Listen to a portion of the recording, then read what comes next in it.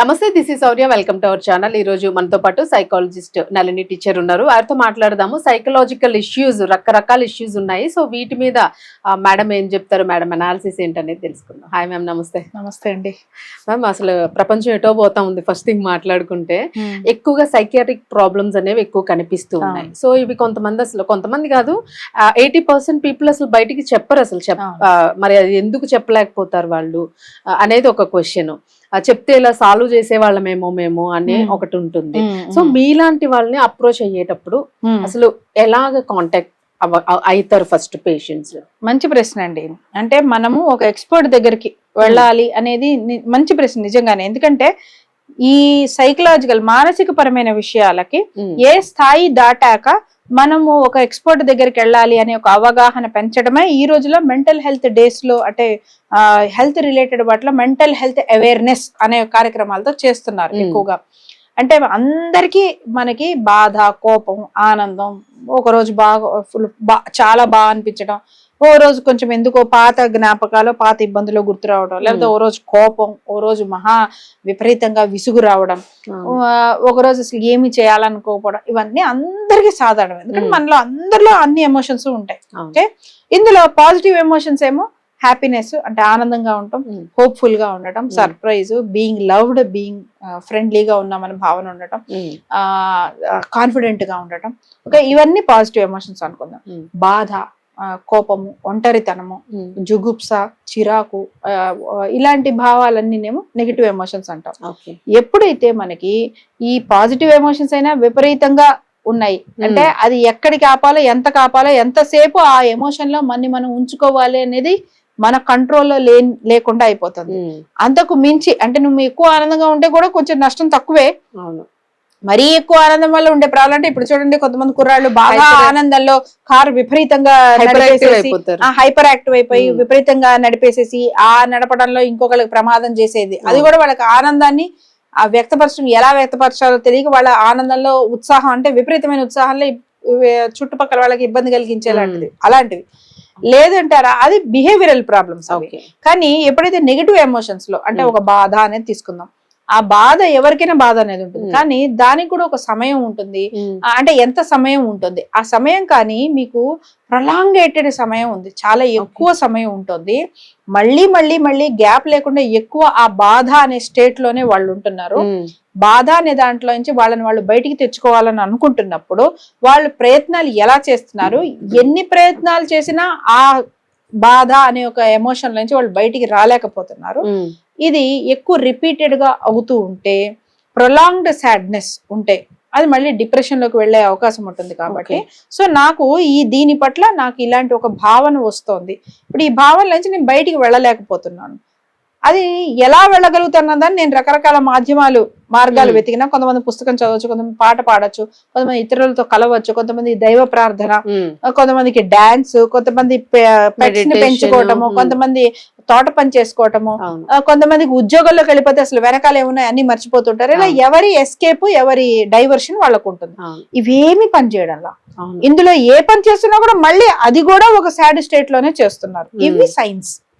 అంటే ఇది ఇంకా మన చేతుల్లో లేదు. మేనేజింగ్ ద ఎమోషన్ అనేది మన కంట్రోల్లో నుంచి పోయి రిపీటెడ్ గా అదే నెగిటివ్ ఎమోషన్ అనే స్టేట్ లోకి మళ్ళీ మళ్ళీ మన తీసుకొస్తుంది. అంటే that is the point to realise that now you need an expert advice.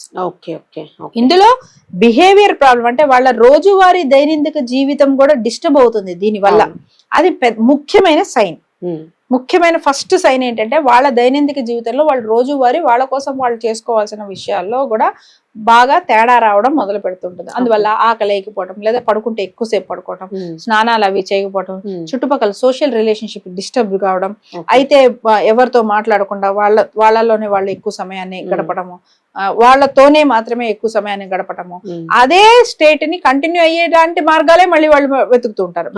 బాధగా ఉన్న సినిమాలే చూస్తూ ఏడుస్తూ గతాన్ని ఎక్కువగా డ్రామాటిక్ గా అందులోనే ఉండాలని ఉంటారు. అంటే ఆ స్టేట్ ని కొనసాగించడానికి అన్ని పనులు, అన్ని విషయాలు సహకరిస్తున్నాయి తప్ప ఆ స్టేట్ నుంచి బయటికి రావడానికి సహకరించట్లేదు. ఇది సైన్ వాళ్ళు ఎక్స్పర్ట్ అడ్వైస్ తీసుకోవడానికి. ఇలా బిహేవియర్ రిలేటెడ్, యాక్షన్స్ రిలేటెడ్ అయితే సైకాలజిస్టులు, అంటే మాలాంటి సైకాలజిస్టులు దీనికి ఆలోచనని మార్చుకుంటూ రకరకాల వాళ్ళ అలవాట్లని మార్చుకుంటూ వాళ్ళ వ్యక్తిత్వంలో చిన్న చిన్న మార్పులు తెచ్చుకుంటూ ఈ స్థాయిలోంచి బయటికి ఎలా రావాలి అనే ఒక గైడెన్స్ మేము ఇస్తాం.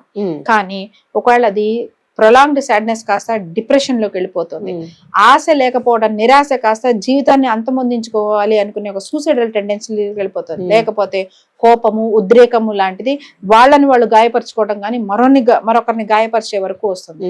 కొన్ని వీటితో ఏం సంబంధం లేకుండా వాళ్ళకు ఒక చీకటిగా కనిపించడం, ఏవో విచిత్రాతి విషయాలని వాళ్ళ చుట్టూ ఉన్నట్టుగా వాళ్ళకి అనిపించడము, ఇలా కొంచెం సీరియస్ ఇష్యూస్ ఉన్నప్పుడు మాత్రం ఖచ్చితంగా సైకాలజిస్టులు కూడా సరిపోరు.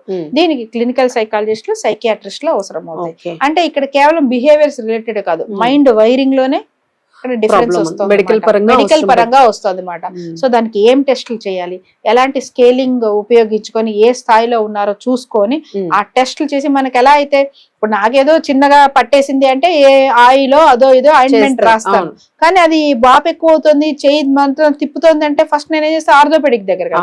ఆర్థోపెడిక్ కూడా ఏదో మందు రాసి ఇచ్చేసారండి. ఆర్థోపెడిక్ కావాలంటే స్ట్రాంగ్ పెయిన్ కిల్లర్ రాయొచ్చు, కానీ పెయిన్ కిల్లర్ రాస్తే నాకు నొప్పి తెలియదే గానీ పని నాకు డిస్టర్బెన్స్ అనేది కరెక్ట్ రాదు. ఇప్పుడు వాళ్ళు అది ఏం చేయాలనే ముందు టెస్ట్ చేస్తారు, మీకు ఒక ఎక్స్రే రాస్తారు, డయాగ్నోస్ చేస్తారు. అలా ఈ కౌన్సిలింగ్స్ వీటిలో కూడా బిహేవియర్ కౌన్సిలింగ్ దాటాక ఇంకొంచెం తెలియాలనుకుంటున్నారు వాళ్ళు టెస్టింగ్ చేస్తారు. ఈ ప్రాబ్లం కి సంబంధించి ప్రతి దానికి రకరకాల మానసికమైన సమస్యలకి రకరకాల డయాగ్నోసిస్ కూడా ఉంటాయి.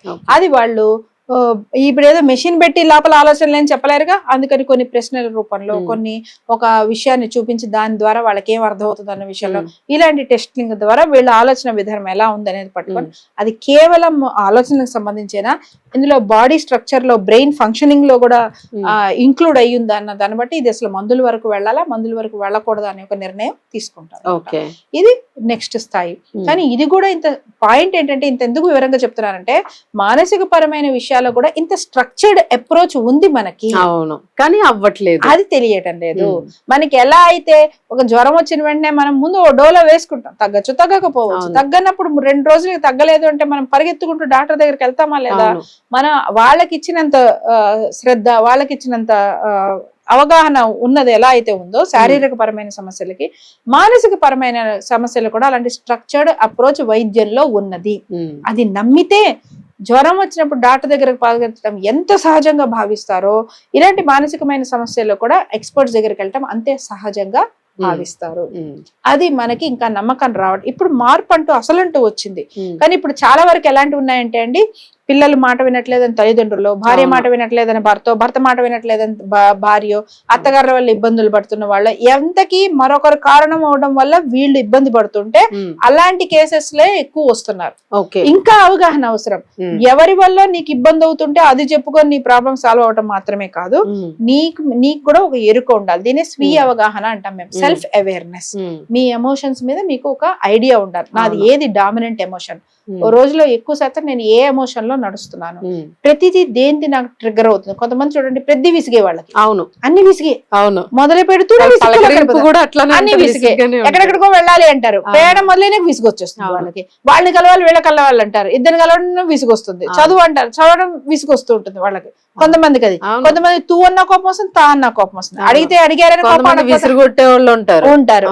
అలా అసలు నీ ఎమోషన్, నీకు కోపం ఎందువల్ల వస్తుంది, బాధ ఎందువల్ల వస్తుంది, ధైర్యం ఎందువల్ల వస్తుంది, శాంతి ఎందువల్ల వస్తుంది అనేది నీ మీద ఒక అవగాహన ఉండాలి అని చెప్పేదాన్ని కంట్రోలింగ్ పవర్ మనకి తెచ్చుకోవాలి.